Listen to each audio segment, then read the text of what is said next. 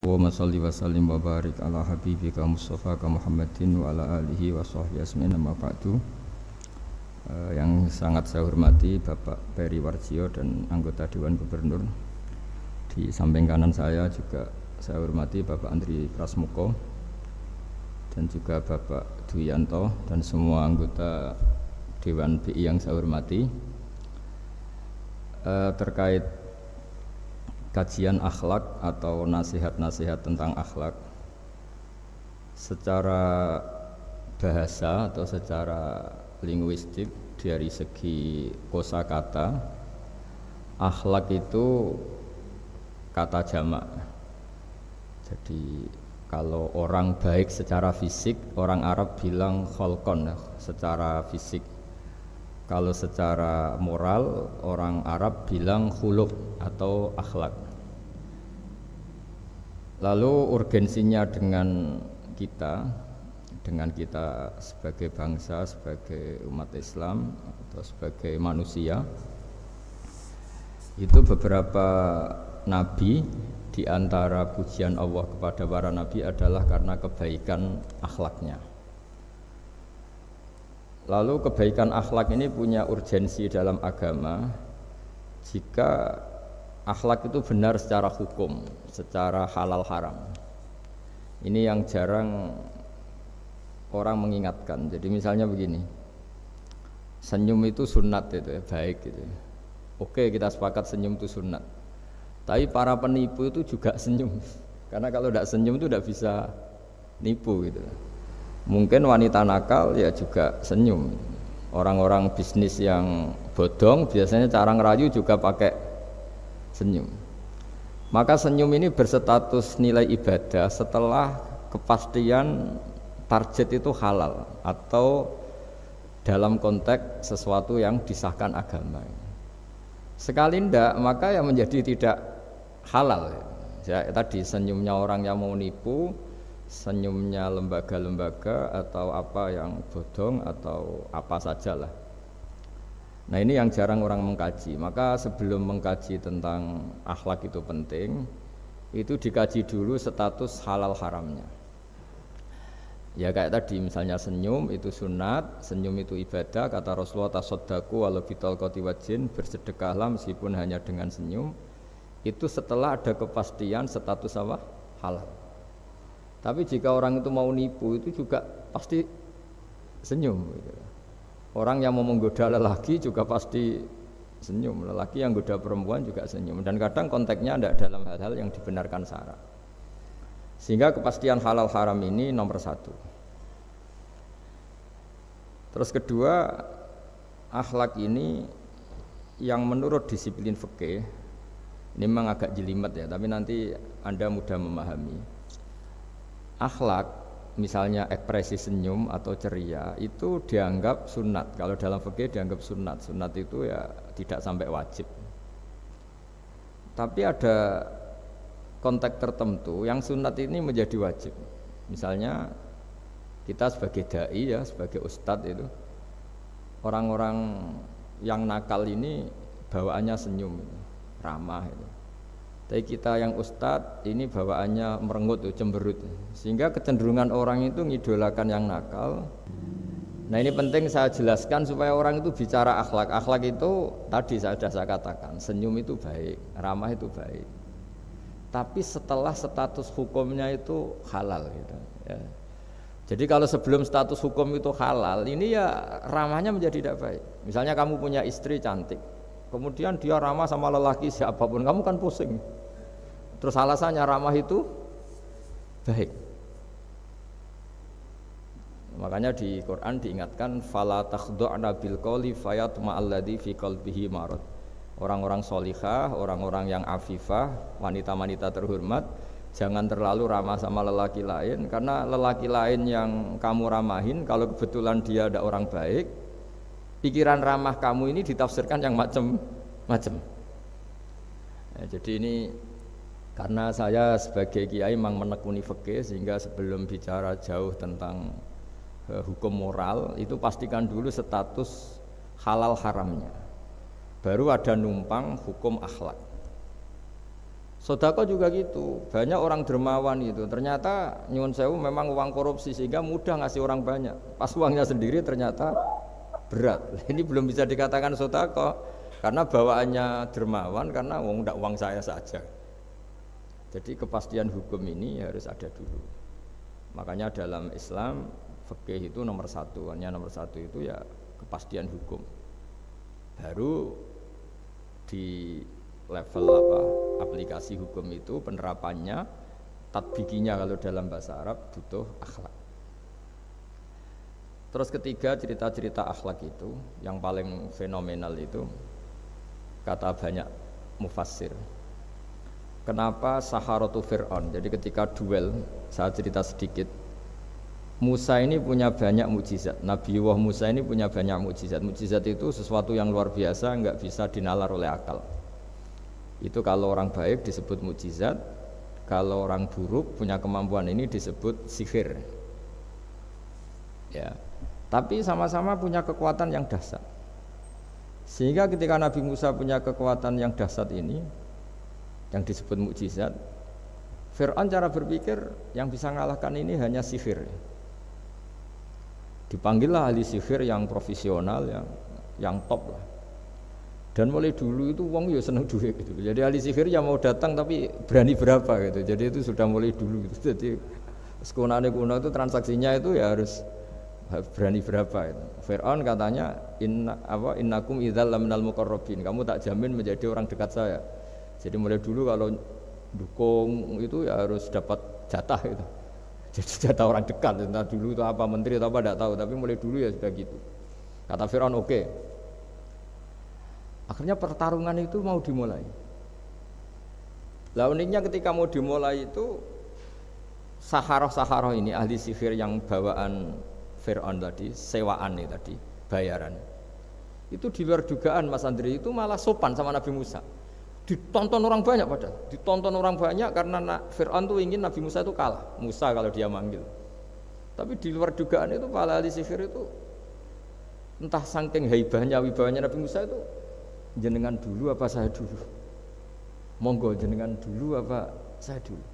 Imma antulqiyah wa imma annahnul mulkin. Monggo jenengan dulu atau kita dulu. Jadi harusnya secara teori tarung itu semakin menteror atau ada gebrakan yang mengagetkan ini kan lebih mudah mengalahkan Musa. Tapi enggak, malah Musa ditanya, wahai Musa, imma antulqiyah wa imma annahnul mulkin. Monggo jenengan dulu atau kita dulu. Nabi Musa juga membalas yang sopan. Enggak, kalian dulu saja. Nah itu kata para ahli tafsir. Barokahnya akhlak yang dilakukan Saharatu Fir'aun ini, al-qawwa fi qulubihim al-iman. Allah saat itu juga memberi iman. Jadi barokahnya sopan sama Nabi siapa? Musa. Jadi barokah akhlak paling fenomenal dalam dunia tafsir adalah ketika Saharatu Fir'aun mendapat berkahnya adab, berkahnya akhlak sampai iman. Sehingga kalau dalam khazanah-khazanah Islam, amal yang paling mudah diterima Allah itu diantaranya satu itu akhlak, dua sedekah. Dalam cerita-cerita kitab yang saya pelajari, sedekah juga gitu. Ada orang itu saking bejatnya, dia seorang kaya raya. Itu saking bejatnya itu cara berpikir itu menurut dia ya rasional, tapi ngawur sekali. Dia punya putri cantik gitu, ya tentu dia yang ngerawat. Terus dia ngenangen itu, wong anakku ayu dirabi wong liya. Walhasil itu dia punya rencana menikahi anaknya sendiri. Itu kan sebejat-bejatnya orang. Dan dia cara berpikir itu begitu, memang namanya orang majusi, tidak beragama. Tapi ketika dia, banyak ulama yang bilang namanya orang ini Bahrom. Tapi siapapun namanya itu, cerita ini populer di literasi, di khazanah-khazanah atau di referensi kita. Pas malam pertama mau menggauli putrinya, ada janda sepuh itu notok pintunya ya, supaya dikasih sedekah. Itu anehnya dia itu tergerak untuk memberi.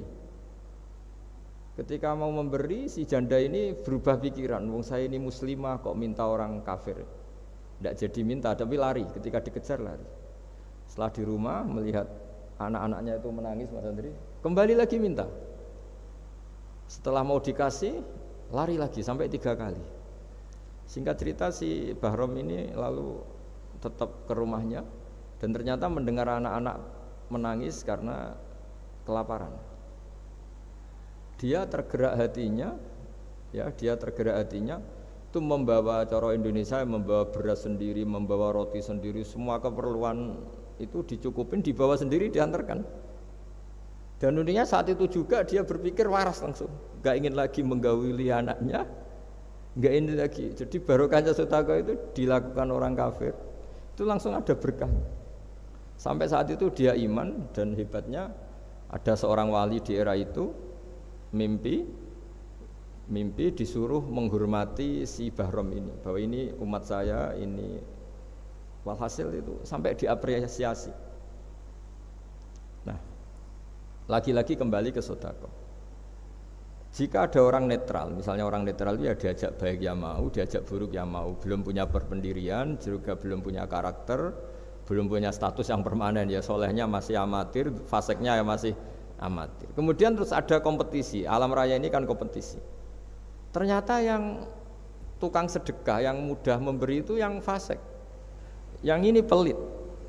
Jangan-jangan kita disalahkan Allah ketika orang yang netral ini jadi orang fasik. Karena apa? Kenangannya dengan orang fasik mendapat keenaan sedekah atau servis, kenangannya sama orang soleh tidak mendapat. Malah dikongkon terus jadi panitia pengajian, kan kesel ya. Nah, kalau dibebani terus. Sehingga di antara ciri agama ini qalilul maunah, agama ini harus berbiaya murah. Itu hal-hal yang harus kita perhatikan. Nah, kecuali ini sudah orang yang punya karakter, memang sudah orang soleh, memang bawaannya ingin mendukung yang kanan, yang ahlul yamin, ya, hanya suka kebaikan. Ini kan kita bicara orang yang belum punya apa? Karakter. Kalau yang soleh kan karuan, dirayu yang ini sudah tidak mau, meskipun yang ini ngel-ngelo terus tetap nggak masalah yang kanan ini. Nah, ketika kita ngelola anak Mas Andri ini, Mas Dwi ya, ini karena yang ada jadi saya pakai contoh. Saya punya kenangan dalam hal ini itu sangat miris ya. Ada orang sepuh soleh, cerita anaknya itu sekarang kerja di Jakarta tidak sholat, padahal itu ya orang soleh, orang baik. Dan dia kenapa datang ke saya? Karena minta maaf dulu pernah dengan tanda ketik pernah menyalahkan bapak saya, menyalahkan kiai-kiai yang lunak. Bapak saya dulu ya di dalam ada TV, ya ada sepeda motor, ya umumnya orang. Ternyata kasusnya itu sederhana Mas Andri. Anaknya kiai ini, orang soleh lah, itu karena saking ketatnya itu di rumah nggak ada TV, juga nggak ada motor. Sehingga kenangan pertama lihat TV ya di servis orang yang nyuwun sewu tidak sholat. Kenangan pertama pakai motor ya dipinjemin orang yang nggak sholat. Sehingga bawaannya dia punya utang jasa sama orang yang tidak baik lah gitu. Akhirnya ini nggak jadi idola, orang tuanya meskipun soleh nggak jadi idola. Dan orang tuanya itu nggak punya TV supaya waktunya nggak habis untuk nonton TV, nggak punya motor biar tidak keluyuran. Niatnya baik, sangat baik. Tapi karena terus ini itu tadi kembali ke tadi al insan abdul ihsan, manusia itu budaknya kebaikan. Kenangannya lihat TV ya sama orang yang nggak bener ini. Kenangannya pakai motor ya pakai. Akhirnya ikut merantau ini ke Jakarta. Singkat cerita terus akhirnya dia katut temannya yang nggak sholat. Nah, ini yang di sini jika kamu mengelola agama ini secara tidak simpatik, lanfaddu min khaliq, pasti orang itu bubar. Nah, singkat cerita terus karena dia mungkin orang soleh ya, tetap doanya didengar Allah. Dia nangis-nangis berdoa di depan Allah, terus minta maaf sama kiai-kiai yang pernah disalahkan, yang terlalu longgar sama anaknya. Karena bapak saya termasuk orang yang longgar. Mbah Mun saya tahu di dalamnya ya ada TV, ada motor, umumnya anaknya difasilitasi. Lalah anaknya itu terus diparingi Allah tobat kembali. Terus dia menservis anaknya dengan umumnya orang. Jadi yang bahaya itu bukan tidak ada TV-nya, tapi kenangan pertama tahu TV ini. Bagi anak yang nggak pernah lihat TV itu kan diberi hal lihat TV itu spesial. Sama bagi anak yang sama sekali nggak ada motor itu kan dikasih pinjaman motor itu kan spesial. Jadi kesimpulan dari ngaji akhlak ini harus dikawal supaya mengawal kebaikan. Jangan sampai anak kita, keluarga kita punya utang jasa sama orang yang enggak benar sehingga dia ngidolakannya orang yang enggak. Ya tadi misalnya kadang-kadang orang enggak benar itu ketemu temannya, ayo ngopi-ngopi, beres. Yang ini kita sebagai orang tuanya mau ngopi saja tanya, jam segini kok ngopi? Apa saja salah. Jadi bawaannya di rumah disalahin, bawaannya di luar dibebasin. Akhirnya kenangannya kan ini buruk. Nah, ini hal-hal seperti ini yang kita harus hati-hatilah ngelola kebenaran. Makanya ada cerita di kitab Risalah Qusyariyah juga diulang lagi di Ihya. Ada orang Majusi. Ya bayangkan dulu itu kan padang pasir, di jalan nggak ada air, juga nggak ada warung, Mas Andri, juga nggak ada ATM. Jadi bayangkan dulu. Jadi cerita ini harus dibayangkan dulu. Kalau sekarang kan nggak kebayang ada orang kelaparan di perjalanan. Makanya dulu tuh hukumnya ekstrim. Siapa yang iman billah wal yaumil akhir harus memuliakan tamunya. Dulu tuh ukuran memuliakan tamu itu nomor 1 ya dikasih makan. Sehingga kalau ada tamu dari jauh, Nabi itu kalau nggak bisa ngasih makan dilelang. Siapa sahabatku yang bisa ngasih makan? Karena orang itu sekali mertamu ya memang kelaparan betul. Perjalanan 2 hari nggak ada warung, nggak ada ATM, nggak bisa mampir ke kantor cabang minta fasilitas kan nggak bisa. Kalau pejabat kan bisa, dari Jakarta mampir Semarang mampir Kragen bisa. Singkat cerita dilelang sama dia, siapa yang bisa? Masyhur kan cerita itu, ada orang yang sebetulnya miskin, saya ya Rasulullah, ternyata yang dikasihkan itu makanan jatah apa? Anaknya, kan masyhur cerita itu. Kata dia pulang, terus lampunya pura-pura dimatikan, terus anaknya disuruh menidurkan, terus dia pura-pura nemani makan, padahal hakikatnya yang makan itu hanya tamunya. Saat itu juga Allah menurunkan wahyu kepada Rasulullah SAW. Allah memuji perilaku sahabat ini karena bisa ngasih makan tamu. Jadi dulu itu yang namanya tamu itu kalau nggak dihormati taruhannya nggak iman, karena nasibnya sampai seperti ini karena dulu seperti itu. Nah, kembali lagi ke cerita tadi. Tamu makanan atau tamu atau apa sajalah. Itu servis sosial ini nomor 1. Kalau enggak, seorang lagi ya, kalau enggak itu ya orang terus enggak simpati. Nah, sehingga karena taruhannya seperti itu sampai Allah lewat binaan kekasihnya, maka na yu'minu billahi wal yaumil akhir falyukrim dhaifa. Singkat cerita suatu saat Nabi Ibrahim itu punya tamu, orangnya Majusi. Majusi itu enggak mukmin. Majusi itu lebih buruk ketimbang Yahudi, lebih buruk ketimbang Nasrani karena ada ahli kitab sama sekali. Kalau di Quran kan dibedakan, ada kafir ahli kitab yang masih percaya Tuhan, yaitu Yahudi Nasrani, ada yang sama sekali sudah tidak percaya Tuhan. Itu Majusi, nggak punya kitab. Orang Majusi datang ke Nabi Ibrahim karena beliau terkenal Abu Duyuf, bapak dari segala tamu. Beliau itu nggak mau makan kecuali bareng tamu, bareng anak yatim, saking solehnya Nabi Ibrahim. Saya ulang lagi, bayangkan dulu, memang makan itu luar biasa. Sekarang kan biasa karena tamu sudah makan dulu di warung, nginepnya di hotel, malah kadang disuguhi udah mati makan karena nggak selera, ribet malah tamu sekarang. Malah komplain bila perlu sudah ribet. Nabi Ibrahim itu ketika orang itu kelaparan, ya Ibrahim karena dia nggak mukmin ya manggilnya jangkar. Tolong hari ini saya kasih makan. Ndak hatta tu'mina, sehingga kamu iman. Singkat cerita orang ini frustasi karena ini tokoh ya. Nabi Ibrahim itu tokoh besar muslim ya tentu. Akhirnya dia putus asa. Putus asa terus sudah walla itu sudah balik kanan, sudah ngelunyur saja meninggalkan Ibrahim karena sudah putus asa lah. Saya Majusi, dia Nabi, dia tokoh Islam, pasti tidak ngasih makan. Apa yang terjadi? Saat itu juga Allah, karena beliau Nabi bisa komunikasi dengan Allah, dapat wahyu. Lihat orang itu umur berapa? 70 kira-kira gitu atau 60. Kata Allah, orang itu baru ini loh kelaparan katanya. Dan baru ini juga minta kamu kan? Iya. Dan kemarin-kemarin tidak pernah kelaparan ya, baru ini ya. Terus kata Allah, saya yang Tuhan saja ngasih makan dia padahal tidak iman sama saya. 60 tahun. Kamu diminta untuk 1 hari saja kok mensyaratkan apa? Iman. Udah panggil saja supaya makan di kamu. Salah sih dipanggil akhirnya sama Nabi Ibrahim, dikejar. Udah, ayo makan ke saya gitu. Ya gimana?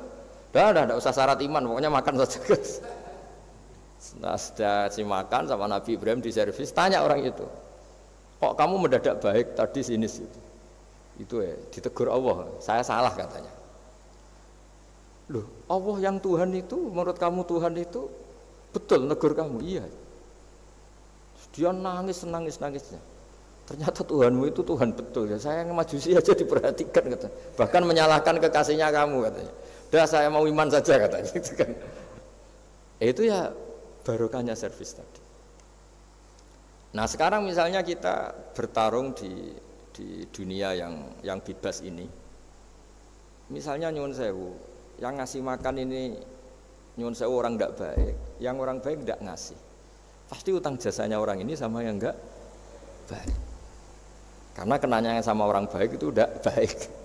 Nah ini yang dimaksud walaupun tafadzun khalidul qalbi lan faddu min khalid.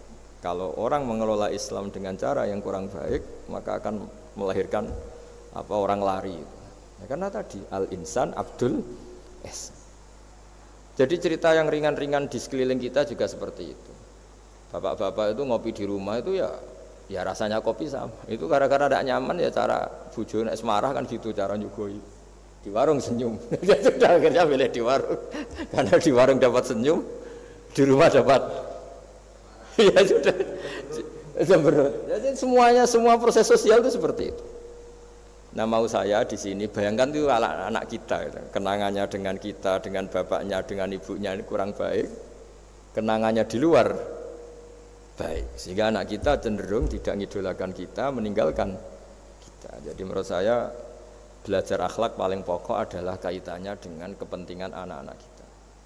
Saya bukan niat sombong ya, saya itu alhamdulillah sampai sekarang itu masih sering mandikan anak saya, jalan-jalan sama anak saya. Hak-haknya, bahkan saya ini punya ajaran yang agak unik. Tapi istri saya sudah menerima, dulu ya sempat janggal-janggal itu iskal, sekarang sudah menerima. Saya punya anak yang biasa ikut adik saya, adik Fuad itu masih kelas 2 SD. Mulai kelas 1 SD, mulai kelas 2 saya bilang, kalau kamu ingin jajan, bapak pas tidur bangunkan. Padahal anak saya itu punya santri, punya banyak yang bantu lah. Dulu istri saya protes, itu kan melatih anak nggak sopan karena bangunkan orang tua. Enggak, kata saya, sopan itu nomor 2, nomor 1 itu hukum. Terus saya beri penjelasan. Yang paling berhak atau yang paling boleh dingel-ngelno anak, dingel-ngelno anak itu ya diganggu anak, itu ya orang tuanya. Masa anak mau jajan yang harus ribet pembantu, mana anak mau jajan yang harus ribet orang. Yang paling boleh diganggu oleh anaknya ya orang tuanya. Itu hukum kata saya. Akhlak nomor 2. Sehingga barokahnya hukum itu, saya ulang lagi, barokahnya hukum itu, kalau anak ini terpaksa pembantu itu pas lalai, pas kita tidak nyalahkan, kan kewajibannya di kita. Akhirnya kita menjadi tahu, baru istri menjadi tahu, yang paling berhak diganggu anak ya orang tuanya. Itu hukum. Nah akhlak itu baru nomor 2, ganggu itu ya dikira-kira lah pas bangun atau pas rileks. Tapi itu nomor 2, itu namanya moral. Moral itu sunat. Tapi kalau hukum itu nomor 1. Sehingga akhirnya orang tua, anak ini senang. Betapa baiknya orang tua kita, pas tidur saja dibangunin mau demi kepentingan dia. Akhirnya anak ini punya kenangan baik sama orang tua. Pas tidur saja bapak diajak mau. Apalagi pas happy. Nah karena kenangannya baik, ya idolanya orang tuanya. Ketika idolanya orang tuanya dan kita orang baik, mau ngajak sholat ya gampang, mau ngajak ngaji ya. Bayangkan kalau kenangannya dia dimintai uang nggak boleh, bentak, salah jam kayak atau salah jadwal atau apa, salah momentum, masa anak kecil diwalate salah, pakai momentum pakai apa? Nah, ketika kita ngangkon belajar sudah susah karena kenangannya ndak baik. Jadi kunci daripada ini makanya saya bilang berkali-kali, oke kita belajar akhlak, belajar moral, tapi nomor 1 itu hukum. Saya ulang lagi hukum. Karena agama ini ciri khasnya itu hukum. Hukum itu ketentuan. Jadi aturan Islam itu detail. Misalnya saya belum haji, ya sudah, sebagian harta saya jatah untuk haji itu sudah tidak milik saya, harus dianggap miliknya haji. Sehingga kalau saya meninggal setiap saat, yang boleh diwaris oleh anak cucu saya hanya yang melebihi dari biaya haji. Makanya di Indonesia disebut kaji amanat. Kaji amanat itu orang yang sebetulnya sudah mampu haji tapi tidak kober haji. Itu kalau sudah meninggal harus ada jatah haji yang dianggarkan untuk haji apa? Amanat. Baru sisanya boleh diwaris. Karena ini hukum. Lah nanti di akhirat juga Allah pakai hukum kalau ada anak nggak sholat. Yang pertama disalahkan orang tuanya, kenapa ini tidak sholat? Semua kesalahan anak-anak kita adalah dibebankan ke kita. Ya, jadi saya mohon cerita-cerita akhlak ini jangan sampai hanya nyuwun sewu moral dengan arti kenyamanan sosial, tapi kembalikan ke Allah dan apa? Rasul. Sehingga ini yang terakhir saya cerita hadis yang populer sekali. Ada 3 hadis yang populer dan ini sampean semua pasti hafal. Maka na yu'minu billahi wal yaumil akhir fal yukrim jarahu. Terus ada yang fal yukrim dhaifahu. Terus yang ketiga fal yakul khairan aw liyasmut. Berkata baik atau kalau enggak bisa berkata baik ya apa dia. Nah, itu uniknya Islam itu apa Mas Dwi? Uniknya Islam itu tidak pernah membolehkan umatnya terdikte oleh sosial Mas Andri, enggak boleh. Tapi hanya terdikte oleh ketentuan Allah dan Rasul. Jadi Allah cara ngendikan, kalau kamu iman kepada Allah dan Rasul, iman kepada Allah artinya apa? Allah memerintahkan kita berbuat baik sama tetangga, sama tamu, maka lakukan itu. Sekali tidak demi Allah dan Rasul, berarti Anda didikte oleh hukum sosial. Kalau tetangga baik ya kita baik, kalau dia buruk ya kita ikut buruk. Itu artinya apa? Kita tidak didikte oleh hukum Allah dan Rasul, tapi didikte oleh hukum apa? Sosial. Islam itu agama yang hubungannya manusia itu dengan Allah, bukan dengan sosial. Sehingga ketika baik sama tetangga pun itu karena perintah Allah. Sehingga kalau suatu saat kecewa tetangga kita itu kurang ajar misalnya, ya kita tetap nyaman saja karena kita baik itu atas perintah Allah. Makanya masyhur di kalangan ahli hadis ada dawuh Nabi, la takunu imma'atan. Taquluna in ahsanan nas ahsanna wa in dzalamuna dzalamna. Kamu jangan jadi orang yang didikte sosial. Kalau orang baik kamu baik, kalau orang buruk kamu ikut buruk. Itu namanya orang yang enggak punya prinsip. Tapi walakin wattinu anfusakum, kata Rasulullah. Kuatkan prinsip kamu, jika manusia baik kamu akan baik, dan manusia ketika buruk kamu pun tetap ingin baik. Nah, dengan demikian itu berarti kebaikan kamu itu atas perintahnya Allah dan Rasul, bukan atas nama sosial. Sehingga misalnya ada orang birrul walidain, ibunya bawaannya cerewet, mbahnya cerewet, ya tetap baik. Tapi kalau kamu didikte sosial, sekali ibu kamu bawel, dah malas lah ketemu ibu bawel. Nah ini berarti kamu belum didikte Allah dan Rasul, tapi didikte itu hukum apa? Sosial.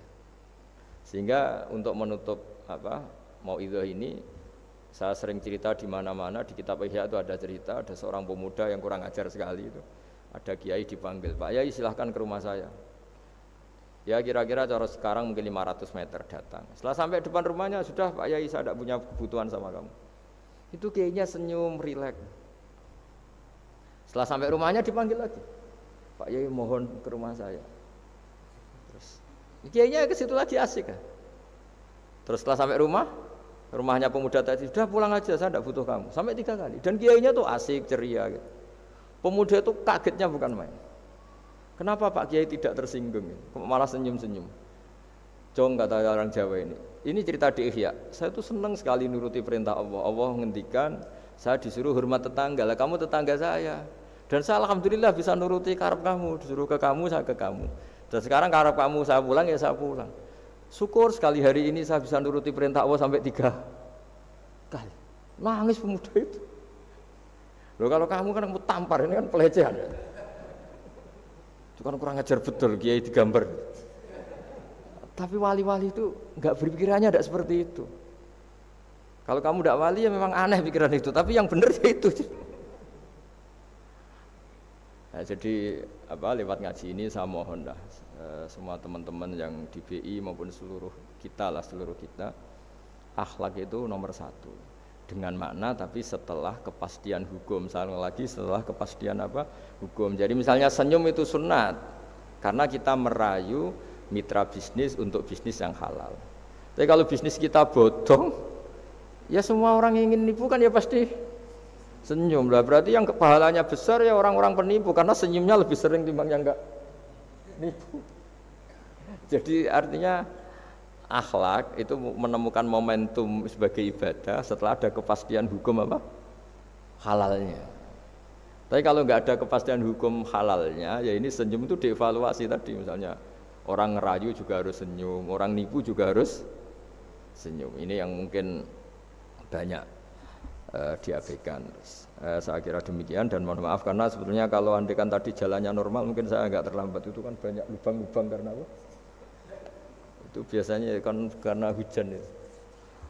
Tapi ya saya suka tetap terlambat biar keren pernah nunggu kiai. Jadi kalau dalam teori agama itu sama kok. Sholat, Nabi itu pernah sholat isya itu setengah tiga dini hari. Sahabat biasanya kan beliau suka awal waktu. Terus ketika sahabat tanya kata Nabi, malam ini spesial karena kamu lama sekali nunggu apa? Sholat. Enggak semua orang malam ini bisa menunggu apa? Sholat. Jadi artinya apa bawaannya itu nunggu kebaikan. Jadi di antara trik atau resep husnul khotimah ya, ini sebagai penutup ngaji, resep husnul khotimah itu innallaha ta'ala yubahi malaikatahu, Allah membanggakan kita, yubahi bikum malaikatahu, Allah bangga dengan kita. Di antaranya apa Mas Andri? Umatnya Rasulullah SAW itu kalau habis subuh ditanya, ngapain kamu hidup nunggu sholat duhur? Ngapain kamu hidup setelah sholat duhur nunggu sholat asar? Sehingga kita ini menunaikan fardu yang diwajibkan Allah dan menunggu datangnya fardu yang lain. Jadi orientasi kita fahijratuhu ilallah wa rasulih. Tapi kalau kita orientasinya mapan, kenapa kamu hidup? Saya mau mati setelah mapan, saya mau mati setelah jabat. Ini kan berarti perjalanan kamu ilad dunya, orientasi kamu dunia. Faman kana hijratu ilad dunya aw imra'atin yang kihuha fahijratuhu ila ma hajara ilaih. Tapi kalau kamu niatnya, kenapa kamu berani hidup? Supaya bisa sholat, supaya bisa ibadah. Berarti perjalanan kamu hanya menuju Allah dan Rasul. Jadi sehingga di antara alamat husnul khotimah adalah orang setiap sudah melakukan satu kebaikan berani hidup karena berharap bisa melakukan kebaikan yang lain. Jadi dari satu kebaikan rutenya menuju kebaikan yang lain. Ya, saya kira demikian dan mohon maaf. Assalamualaikum warahmatullahi wabarakatuh.